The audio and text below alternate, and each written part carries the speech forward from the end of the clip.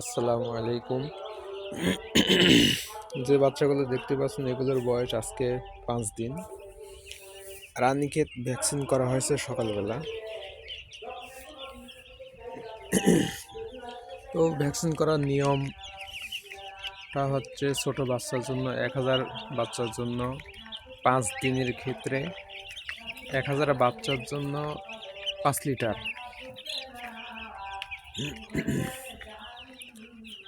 এখানে 1000 বাচ্চার হিসাব করে আপনার যে পরিমাণ বাচ্চা থাকে 500 বা 700 800 প্রতি 100 জন্য হাফ লিটার পানি হিসাব করে দিতে হবে।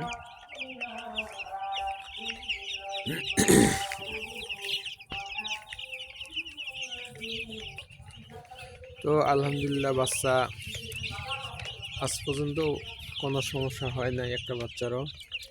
এটা ছিল হচ্ছে কাজী বাচ্চা। সব কোম্পানি ভালো, কোনোটা কম কোনোটা বেশি, কোনো ব্যাচে সমস্যা হয়ে যায়। আসলে ভালো করে পালন করতে পারলেই ভালো। কোনো কোম্পানি যেহেতু যাদের কোম্পানি তারা সবাই কোটি টাকার ব্যবসা করতেছে, কেউ খারাপ করে করতে চায় না, এর মধ্যেও খারাপ হয়ে যায়। তবে সবচেয়ে ভালো লাগে আমার কাছে পভিটা। ডিলারকে বলছিলাম পভিটা দিতে পারে নাই, কাজী পাইছে বললাম কাজী বাচ্চা দেন, পরে নিছি। আলহামদুলিল্লাহ ভালোই মোটামুটি পর্যন্ত রেজাল্ট দেখতেছি, কোনো সমস্যা হয় নাই। শুধু পায়ে 2-1টা সমস্যা হয়েছে, ওগুলো এক্সট্রা অন্য জায়গায় রাখছি। এই যে এখানে এক সাইডে একটা ভাল্ব দিয়ে রাখা হয়েছে। 4টা বাচ্চা, একটাকে ঠোকরাইছিল আর 3টা পায়ে প্যারালাইসিস হয়েছে। তো ভ্যাকসিন যেহেতু আজকে করলাম, আজকে সারাদিন সাদা পানি চলবে, রাত্রি থেকে ADE3 দেব এবং সারাদিনে কালকে থেকে সারাদিনে চলবে থায়াবিন।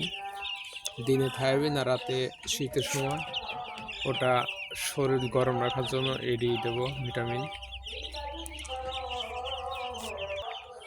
যারাই মুরগি বাচ্চাগুলো পালন করেন বা শুরু করবেন, বিশেষ করে 5 দিনের ভ্যাকসিনটা কখনোই মিস দেওয়া যাবে না, কারণ এই ভ্যাকসিনটার উপকারিতা অনেক বেশি। কোনো ঠান্ডার সমস্যা থাকলে ঠান্ডা দূর হয়ে যাবে, বা যেহেতু ভ্যাকসিনটা রানীক্ষেতের আশঙ্কাটাও অনেক কমে যাবে। আর এখন শীতের সময় ঠান্ডার সমস্যাটা বেশি লাগে, এই জন্য ভ্যাকসিনটা খুব গুরুত্বপূর্ণ।